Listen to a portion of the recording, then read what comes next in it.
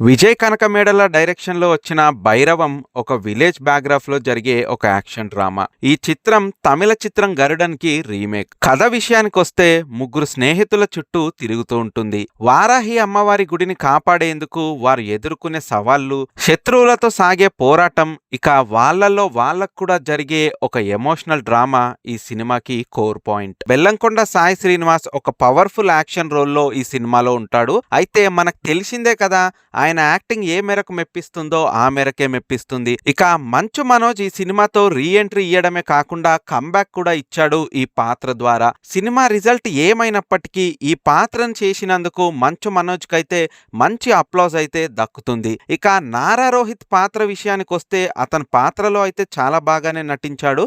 కాకపోతే అక్కడక్కడ ఆ పాత్రకి ప్రాధాన్యత తగ్గినట్టుగా అనిపిస్తుంది. విలేజ్ బ్యాక్‌డ్రాప్ లో సాగే ఈ కథలో ఎమోషన్స్ అయితే చాలా బాగున్నాయి.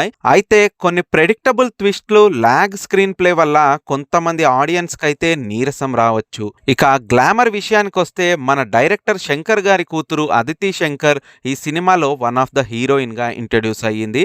ఈ సినిమాలో ఈమె పాత్రే చాలా పెద్దగా ఉంటుంది మిగతా వాళ్ళతో పోల్చుకుంటే. ఇక ఆనంది, దివ్య పిల్లై కూడా వాళ్ళ పాత్రల మేరకు వాళ్ళు బాగానే మెప్పించారు. ఓవరాల్ గా సినిమా గురించి ఒక్క మాటలో చెప్పాలంటే ఇది ఒక మంచి కమర్షియల్ ఎంటర్టైనర్. ఇక ఆడియన్స్ ఈ సినిమాని ఎలా రిసీవ్ చేసుకుంటారు, దీని రిజల్ట్ని ఏం చేస్తారనేది వేచి చూడాల్సిందే.